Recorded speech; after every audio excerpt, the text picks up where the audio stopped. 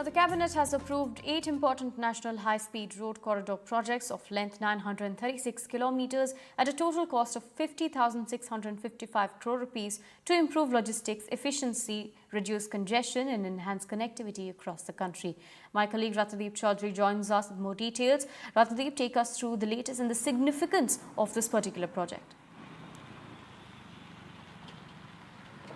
That's right. This is a major infrastructure boost for the entire nation, and among all these projects which have been approved by the centre last evening, one of the key projects is the Guwahati Ring Road project, which is seen as a power corridor for access in terms of Guwahati, the city which is seen as the gateway to the Northeast India. In fact, we are at Baihata Charali, which is in Kamrup district, and this is going to be the starting point of the ring road project which would come up.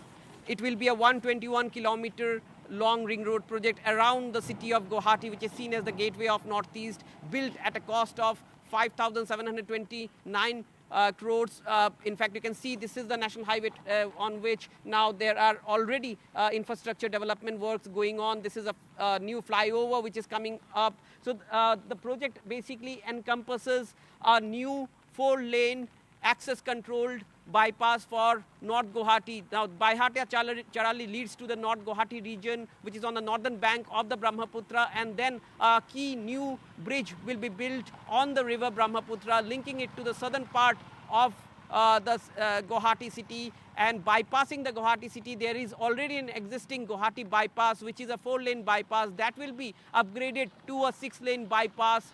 And therefore, this entire ring road, which will be a 121-kilometer, will lead to better access, easier access from the lower Assam region, bypassing Guwahati to central Assam and onwards to upper Assam. This will also be an easier access for the people from Arunachal Pradesh and Meghalaya.